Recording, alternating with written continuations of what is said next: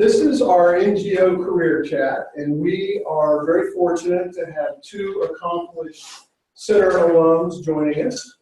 We have Megan McLean, and she works with Save the Children, and based in New York City. And then we have Thierry Miat. Did I say that correctly? Yes, that's fine. And she is joining us from the United Nations, also in New York.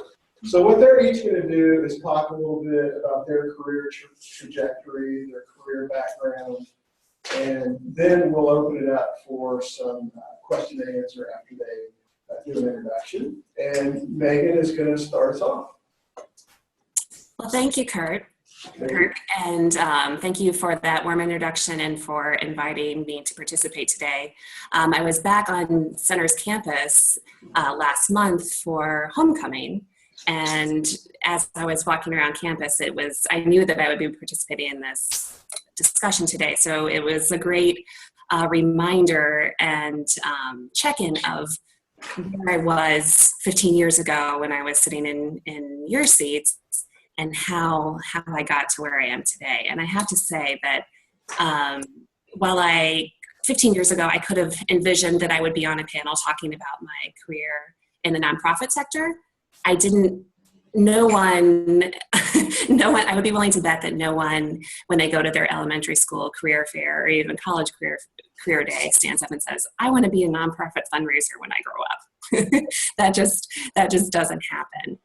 So while I was always on the nonprofit path, the route I took wasn't necessarily the one I expected to, but there were some welcome and also unwelcome turns along the way that got me where I am today. So I can help to describe my path as we spend our time together. But I'm also very eager to hear from you and to learn about your interests and ways that Thierry and I can help support your development and growth, not only during our session today, but please see me as a resource and mentor and guide as you explore your own careers and your own path.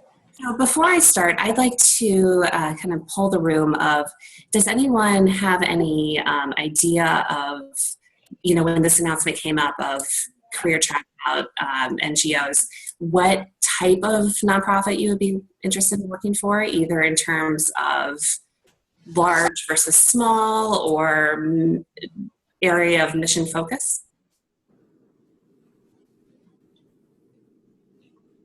I personally am interested in education and in developing countries, and also how hunger impacts society. So I don't know exactly which one, or small or big, but sort of that area. Get that? Did y'all hear that okay? Mm-hmm. Anyone else? I don't know if the one that I'm gonna be saying, but Doctors Without Borders. Mm-hmm. Is that a nonprofit? I would think it is. Yeah. So that's one that I'm very interested in. Okay. That's great. Yeah, I'd like to work with Amnesty International. So. Perfect. Great. Okay. So I'll start off and I'll give you a little bit of background of kind of the past 15 years and how I've gotten from Center to Save the Children, offer a little bit of insights of lessons that I've learned, but really want to leave time at the end to hear questions and answers from you and really hear feedback in ways that that I can help support your growth. So I came to Center with a pretty clear direction of what I thought I wanted to do. I always considered myself an educator, wanting to be an educator, but not necessarily within the confines of the traditional classroom. And so I knew, I think even going into Center, that museums and cultural organizations really interested in me. And so I was a history major at Center.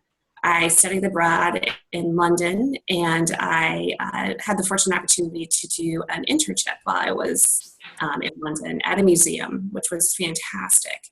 And came back from that, finished up my senior year at Center, and applied to the Cooperstown Graduate Program in Cooperstown, New York, which is a history museum studies program.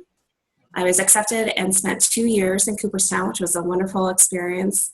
I also did a number of internships there, including the National Baseball Hall of Fame, Farmers Museum, and the Newport Restoration Foundation.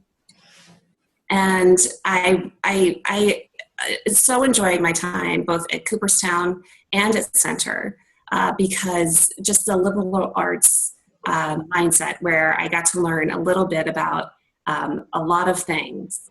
And so that really served me well in my professional career moving forward. The fact that I was then able to converse articulately with not only the curators and the educators on staff, but also the finance team, the accountant, the executive director. So being able to think strategically and use your communication skills to work across audiences. Those are skills that you're learning every day at Center and will prove enormously useful as you enter your professional career path, no matter what path you choose to take. So I left Cooperstown and was offered a 4-month position at the Bennington Museum, working in their collections management department. And I was so excited about this role. I thought it was exactly what I wanted to do. And after 4 months, I went, this isn't maybe the path that I want to be on. And I say that because I encourage you to the value of internships and short-term positions are very valuable because they can tell you they can confirm what you absolutely want to do, but they can also give you insight to go, maybe this isn't what I want to do before you sign on to a long-term, full-time contract. So after my 4 months in Bennington, I realized my role there was collections management. I was day-to-day organizing their collection of objects and primarily working by myself. And while it was interesting academic work, I realized very quickly that I wanted to be more in a public-facing role in the museum. I wanted to work with a team. I wanted to be in more of a collaborative function. And so I really saw that fundraising could be an interesting role for me. The fact that, again, coming from Center in Cooperstown, I had very strong writing skills. I was a very good public presenter, and I could work collaboratively with my colleagues. So I left Bennington and took a job at the Stanford Museum and Nature Center in Stamford, Connecticut, in their development department. I didn't have any previous fundraising experience, so I started at a very low entry-level position where I did a lot of grunt work. Yes, I was writing grants and meeting with our board and going to our gala and doing glamorous things, but I was also stuffing envelopes and working on spreadsheets and some of the more mundane menial tasks. But I worked my way up and was very quickly promoted to Director of Development and led that team for 4 years, after which I took a position in New York City at the Morgan Library and Museum. And so I went from Director of Development at the Stanford Museum and Nature Center, and I took to a manager level position at the Morgan Library. And I say that because don't be afraid to take what might seem like a downgrade in title if you're moving to a much larger and more prestigious organization. That's okay and welcomed, and you'll see that in your professional growth. I spent 2 years in New York at the Morgan Library, and unfortunately was laid off during the economic downturn in 2010. And it was an extremely frightening time for me professionally. But I remember sitting in the HR office that day that it happened and thinking, oh my gosh, this is horrible. But in that split second, also thinking, wow, what a fantastic opportunity that this gives me to really figure out what I want to do in the direction I want to go. And so I went home that day carrying my box of everything from my office and really thought long and hard about what it is I want to do. And I knew emphatically that I wanted to stay in the nonprofit sector.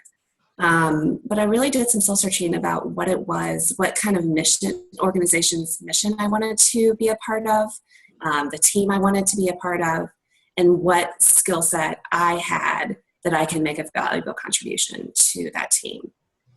And so I live in Connecticut. I live in Stamford, and Save the Children is headquartered in Fairfield, Connecticut. And there was a position open here on our corporate partnerships team. Again, kind of a low-level manager position. But I interviewed and was offered that role. And quickly, again, because of, again, I think the value that we bring as center graduates and as liberal arts students, our ability to navigate internal systems, to research, and to just work collaboratively with colleagues, I think serves us so well.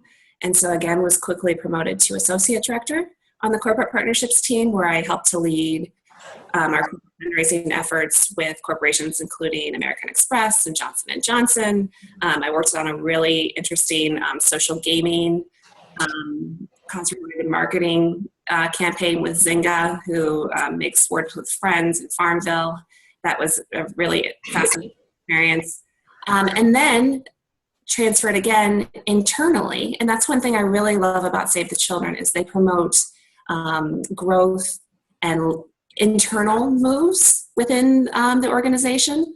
So after 2 years of working on the corporate partnerships team, I took a position on our strategic foundation partnerships team, which is where I am now, where I work with our private foundation donors, including the Ford Foundation and the William and Flora Hewlett Foundation and other large private foundation donors. And it's just a role that I've really thrived in.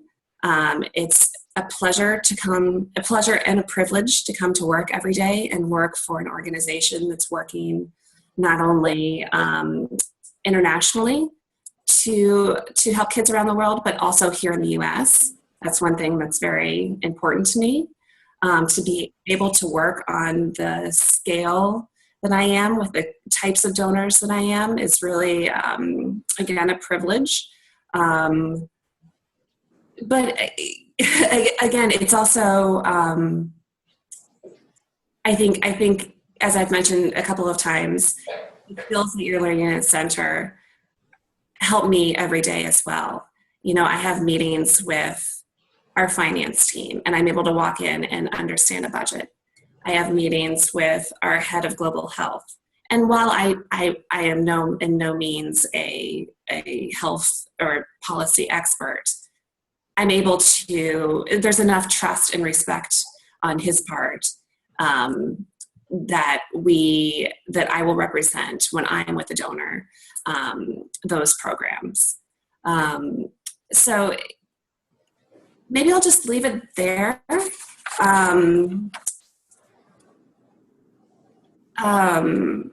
One of the things I wanted to make sure to point out too is that when people talk about, and when I'm around town and talking to friends and they say, what do you do? I say, I work for a nonprofit. And some of them say, oh, isn't that nice? And I'm sure they think that nonprofits are just, you know, you don't work as hard and you're, you know, it's not as rigorous as the for-profit sector. But nonprofits are business, and I think people forget that. And it is very demanding work because you're not accountable to your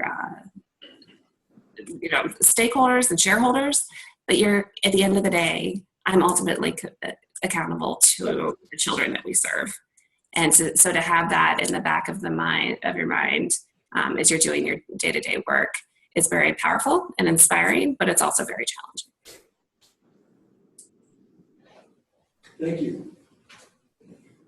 So, Thierry, I don't know if you want to jump in or if we want to do Q&A now. Kirk, how do you want to? Thierry, you're up now. So yeah, I can give you a brief my background also. then before like we have a question and answer session. So okay, my background is I'm from Myanmar, formerly known as Burma. So I came to Center as an international student. And then before I came to Center, then things back when in Myanmar, I was doing like a lot of like volunteering job, like with Save the Children and then UNDP, UNFPA, like all these organizations.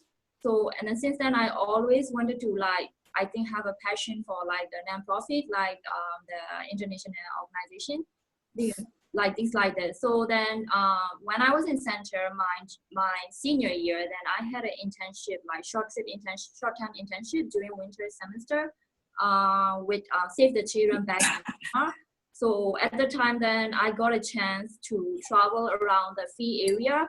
Then I had a chance to study and witness how these early childhood centers like develop in like rural area of Myanmar. Like then I got a chance to interview all these stakeholders and how they were like operating and then how the resources are like like used and like stuff like that. So that was my background towards to my NGO kind of job, I think. So I always wanted to work for the United Nations. That's always been one of my dreams, but I just didn't know how and how I'm gonna get there. And so I graduated in 2008 from Center. I remember clearly that year was a very bad year to find a job.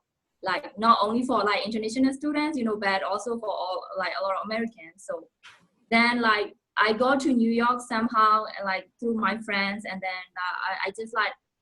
I just asked around, and I came and visited UN like during my junior year. So I see all these people working here, and I was like, wow, this is amazing. I really want to join this organization. So the 2008 when I graduated, then I just like got to New York, and then I just I heard that they have a walk-in interview, like human resource like the office that you can go in and you can just submit your application. So then I just like walk in, then I just submitted my application, and they asked me, like what my major. I major in international studies when I was in Central College, and with the development concentration. So so I submitted my application, and also within 2 weeks, they called me and they like to come in for like the exam. So then I went in, then I took the exam and I passed. So I was like very excited, oh, okay, then I'm gonna get a job. At the same time, I was doing an internship, kind of like volunteering job with New York City Bar Association, where like they give free like a lawyer service to the community who cannot afford the lawyers. So I was doing like kind of like part-time internship during the evenings when they have that. So it's also like another like exposure for me to learn about this law and rules and regulation when I was assisting all these lawyers. So I was waited like after a year, like, and it took me like almost like 8 or 9 months, and I keep like going back to the Human Resource Office of UN, and I keep asking them, okay, I passed the exam, and I'm not sure like how this works, blah blah blah.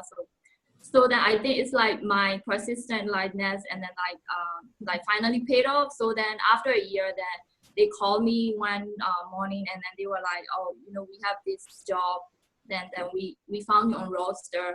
So after you pass the exam, then you were put on roster.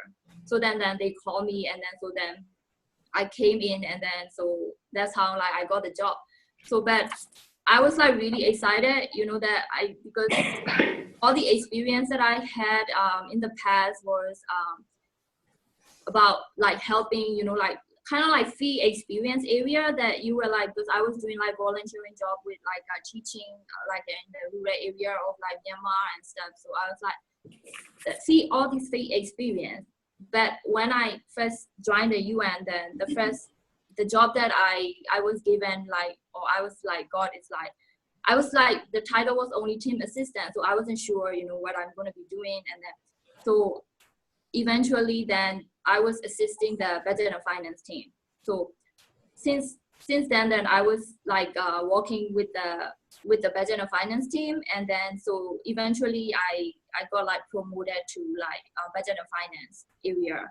So my experience is like, even though I would say like it's more like not really like a fee experience, it's like how all these budget and finances resources are like allotted and like administered and monitored within this like organization. So I'm in the department, it's called Office of Internet Oversight Services, one of the department within the UN. So what we do is like our department we do auditing and like investigation to the whole United Nations across the globe. So I'm in the executive office, which kind of like a admin office that mainly like we kind of like allocated resources, and then like every year we do like a budget performance report, and then you know it's like we were given like many, then we monitor and we trying to use like the most efficient and the best practice, I would say. So I've been with this office like past 7 years, and I'm staying in this office. So that's pretty much my background, and then my current job. So I will stop here. So. Thank you. Do you guys have questions? Let's open it up for questions. Yeah, just speak up. Can you describe a daily life? Like, what do you do day to day? Is that for both of them? Just both, the question for both of y'all. Megan, you can go ahead. Thanks. That's one thing that I love about my job, that there isn't a typical day-to-day. One day I could be out meeting with Darren Walker, the CEO of the Ford Foundation. Another day I could be visiting our programs in El Salvador.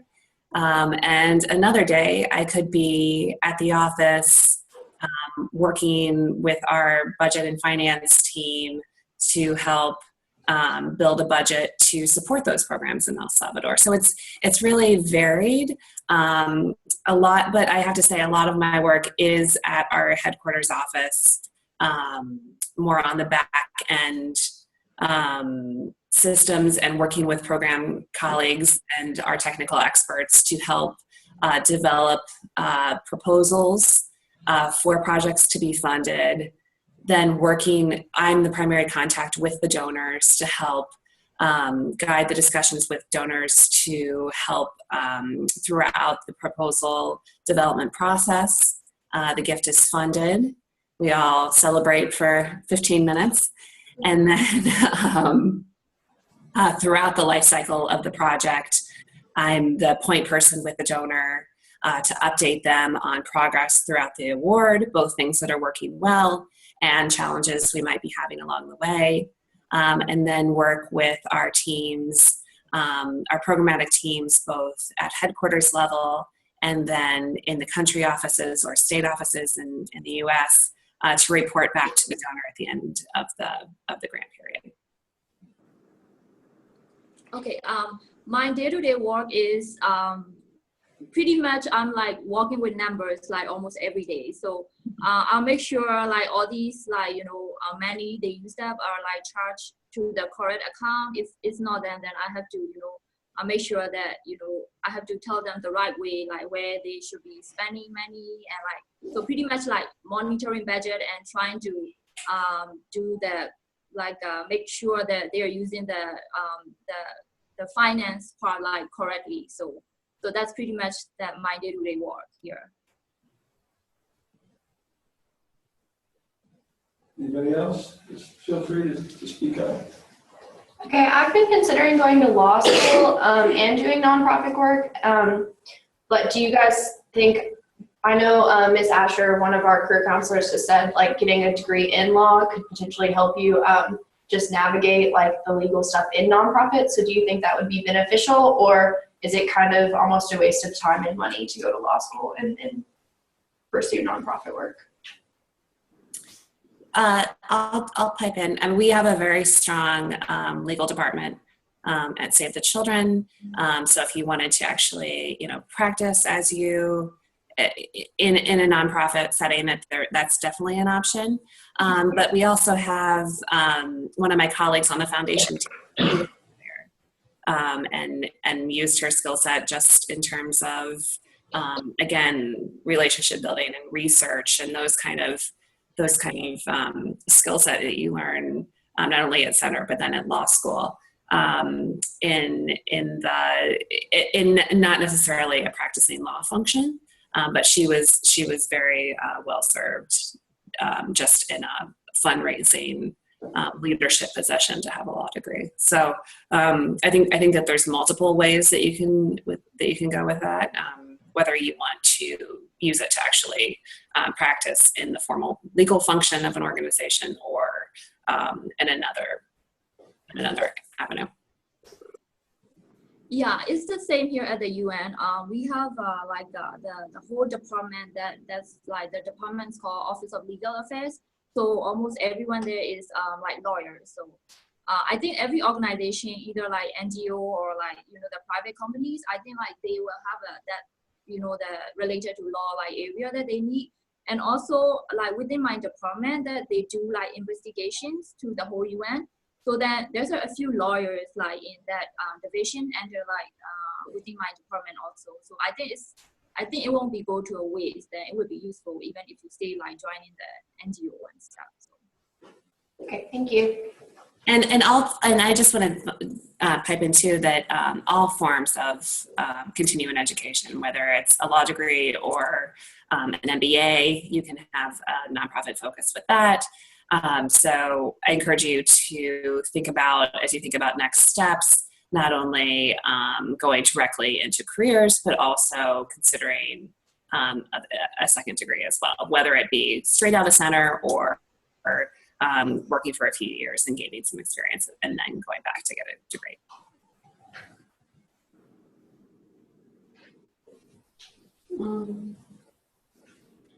This question is for both of you. Do you find yourselves collaborating with other NGOs? And if so, which ones?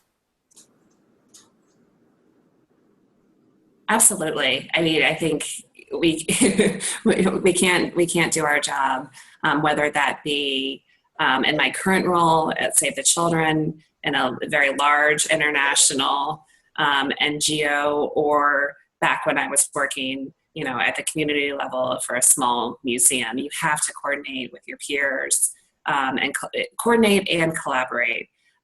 One of the things, actually, when I worked in the city for the Morgan Library, I was fortunate enough to be a part of a group. It was very informal. We met for drinks after work, but of other people who were in similar roles at other museums throughout the city. We all got together and just socialized, and we talked about work, but we got to know each other as peers as well. And I found that was so powerful to be able to connect with others at similar types of organizations doing the same type of work.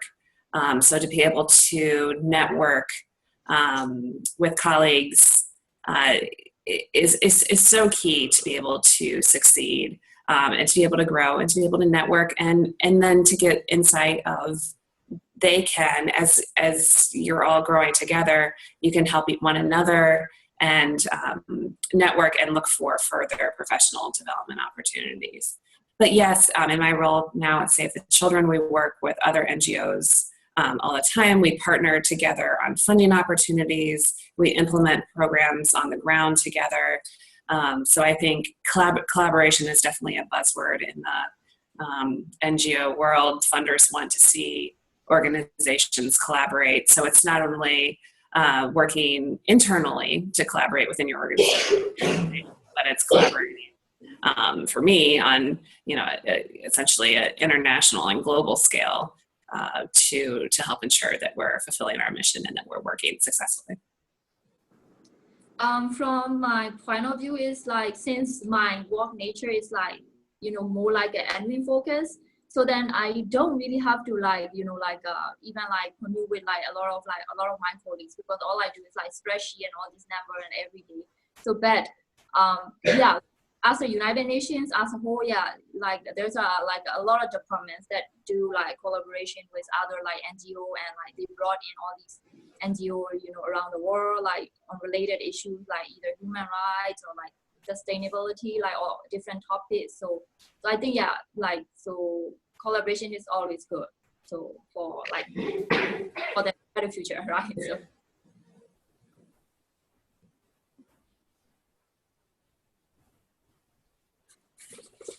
I have a question for Megan. What exactly does Save the Children do? What services does it provide? Good question. So Save the Children, we were founded in the UK following World War I by a woman, I have to say. And then it started in the US, actually in Eastern Kentucky, in the midst of the Great Depression. So I think I mentioned earlier the duality of the mission, both the international focus and here in the US, is really powerful for me, and one that attracted me to the organization and sustains me. It also is interesting in speaking to donors. I get to speak with a wide variety of donors, those who are interested in supporting our work in the US, which is primarily focused in rural America, where we focus on literacy and child protection and health programs. And then on the global scale, we really have 3 mandates: that we ensure all children are protected from harm, all children have basic health care, and all children have access to an quality education. So Save the Children, I think especially now for me as a mother, finding an organization, when you say, oh, I want to work for a nonprofit, that sounds great, but finding an organization that you firmly believe in the mission is really important, because that's going to sustain you day in and day out when you are working on those more mundane things like stuffing envelopes and working on spreadsheets and things like that. And especially in a fundraising role, being able to be an external advocate for the organization is so important if you believe in its mission. I know when I was out on maternity leave, just conversing with a lot of the moms in my mom's group who were working primarily in the for-profit sector, and they were going, oh man, we have to go back and work and make widgets. And while I wasn't thrilled about leaving my daughter and going back to work, I was so empowered to go back, and especially in this new role as a mom, and to be able to speak even more articulately and passionately about the work that we were doing to help kids around the world. It's been a really interesting 2 years since my daughter's birth to see how that has impacted my work as well.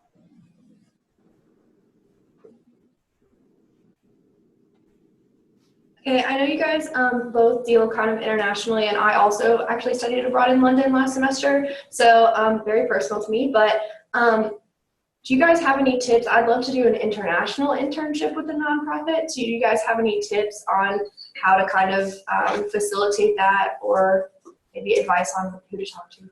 Or just in general? I did an internship. This is in the dark ages, 15 years ago. I did an internship while I was through Center when I was studying abroad, and worked with the Career Services Office actually, and Milton Riegerman at the time to help. Yeah, he actually was our director, so. Yeah. To help arrange that, and that was fantastic. The process was a little clunky at the time. I think I had to get a certain kind of visa to do that. But that was a fantastic opportunity. But yes, this day and age, everything's posted online. So I'd encourage you just to go online and search. I know on the Save the Children site, you go to the job site and you can sort by if you want to work in DC or Connecticut or Kentucky or Nairobi. So you can see all the opportunities for everything that we have globally, and I imagine most organizations are the same way.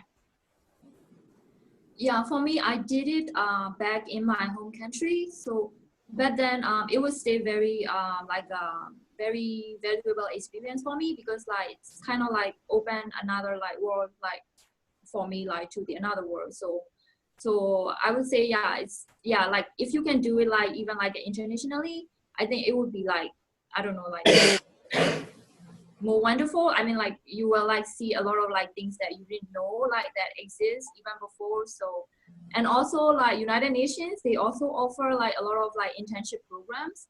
So then maybe you might want to check it out. They posted on like everything on the website. So like in different department, like which department you are interested in. So they have a lot of internship offerings also. So, yeah. Thank you. I have a question.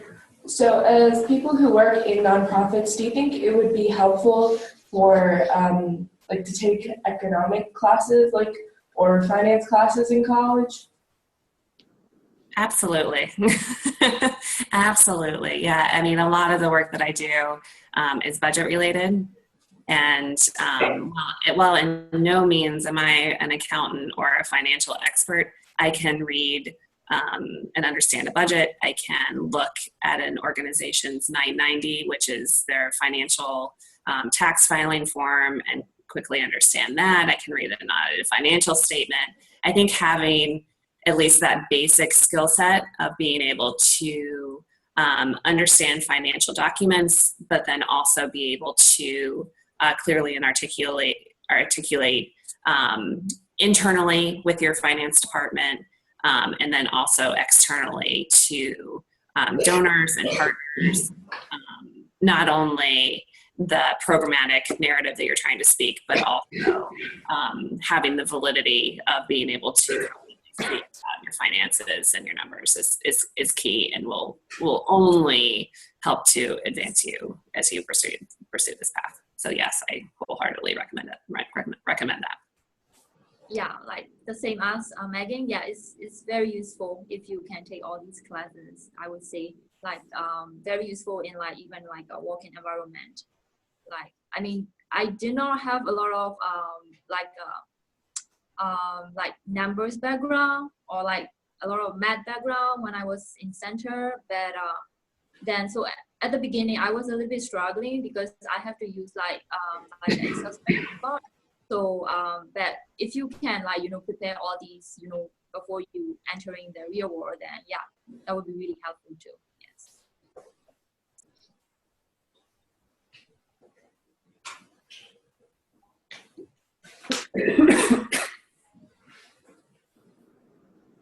Anybody else?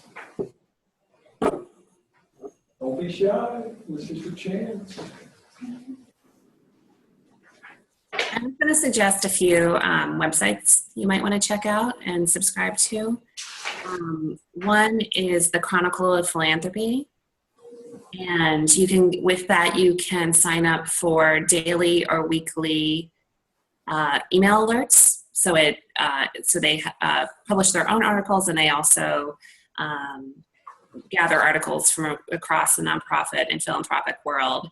And so you'll receive a digest of articles that are always very insightful. Another one is Inside Philanthropy, which again, you can sign up for free emails. Another is the Harvard Business Review, which is not necessarily geared towards nonprofit or philanthropy specifically, but is an amazing resource for the professional world writ large, and gives really interesting insights into organizational effectiveness and leadership and things like that. So check that one out too.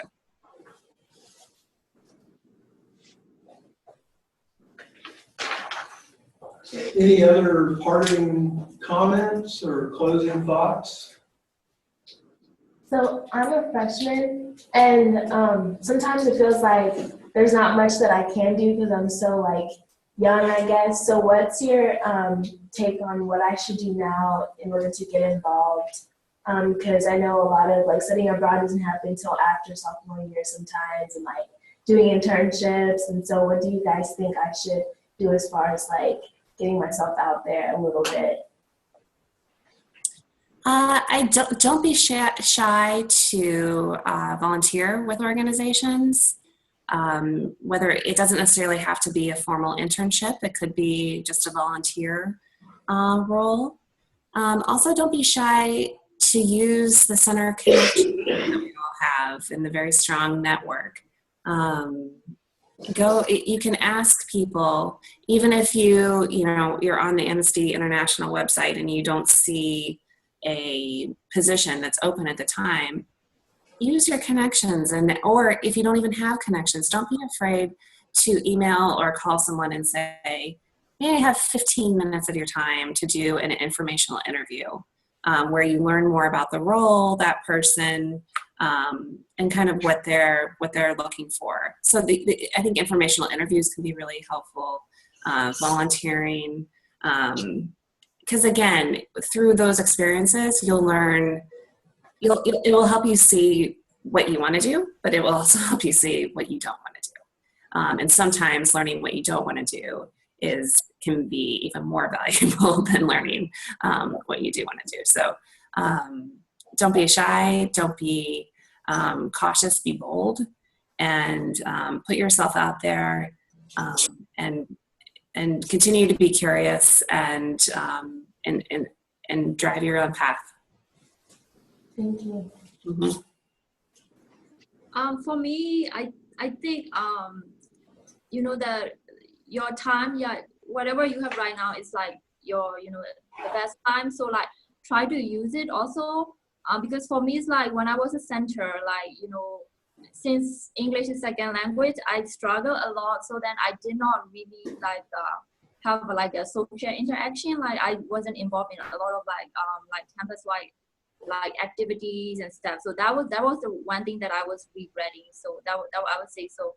And then like try to involve in everything and make like connection and like talk to people, like Megan said, like don't be shy, And then so like those will become an experience like that's very valuable to you even when you enter like a career world.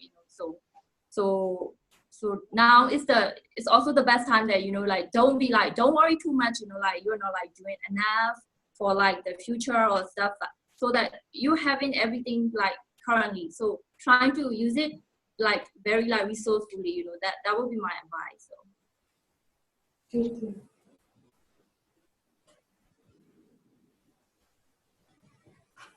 When like a nonprofit is hiring, what are like the qualities that they're looking for in a person? Like what's the most important to them when they're trying to hire a new team member?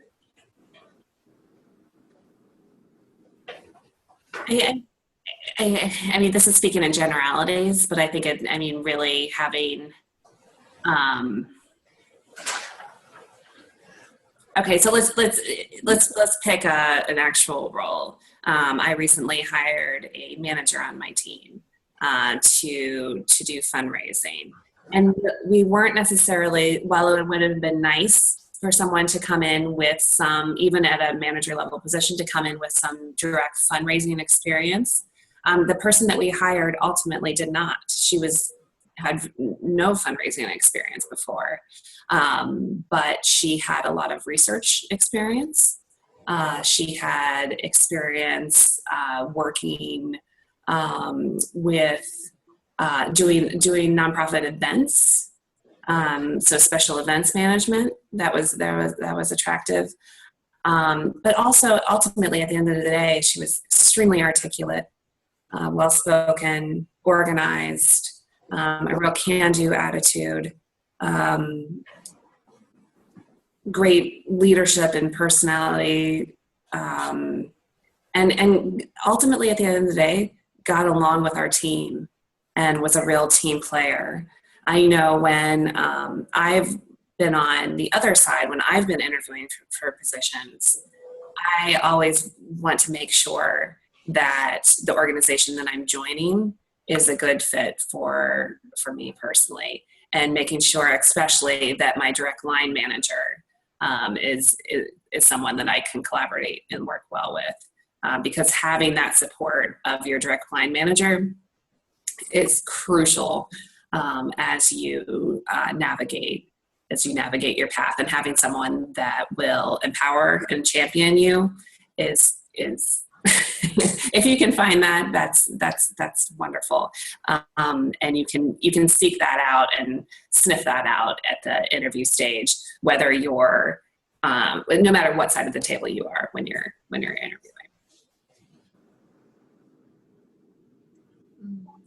I really don't have like anything to say. Sorry. I have a question. How do your organizations influence international or domestic public policy? So at Save the Children, just as we have a legal department and a finance department and a fundraising department, we also have a public policy and advocacy department. So they work to help influence policy both at the state and local level. You know, we work in Kentucky and Frankfurt at the Capitol to influence policy there. But then we also work with the U.S. Congress and the executive branch in the U.S. to influence policy that helps kids in the U.S. And then also in the international level, working with government and again at a whole host of levels to influence policy, because we know our whole theory of change is built around it's one thing to enact a program on the ground, but unless you go full circle and influence policy change, that real change won't happen. So I think that that's another really interesting path for you all to consider too, if you're interested in, you know, if you have more of a government relations or communications or even legal background, that exploring that avenue of working on the policy side and working we have our policy team is based in DC and are regularly on the Hill and having meetings there. So I think that that's actually, thank you for bringing that up, that's a really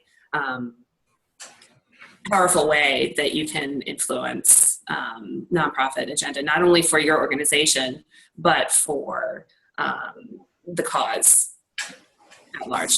So thank you.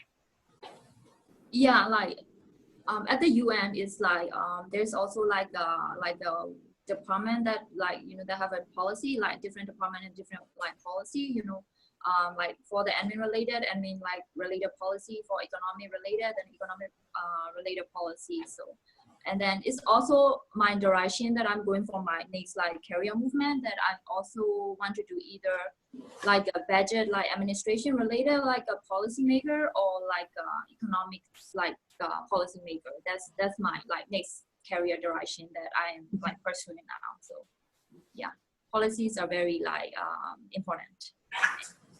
And then as we go along, then they always like, you know, having changing, like they have to adjust to whatever is going on around the world. So yeah, it's pretty interesting career to look at it.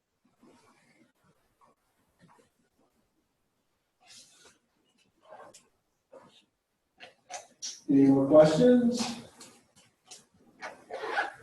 Closing thoughts on your end? As I said at the beginning, I encourage you to, I stand as a resource. If you want to reach out to me afterwards, I'm happy to connect with me on LinkedIn and start a LinkedIn page if you haven't already. And also feel free to send me an email or connect with me offline. I'd be happy to speak with any of you informally as you continue this path. And also, not just me, tap into the other center graduates in your growing center network and help to learn from our experiences and help you grow. I also share like kind of like career like resources within the UN, like what kind of like jobs and then what kind of area, and then like, so I kind of share with Clark before like for the meeting. So I gave him the sheet. That's the sheet. Yeah. So, but like Megan said, like you can also reach out to me anytime if you have questions or, you know, anytime. Yes. Thank you both very much for joining us.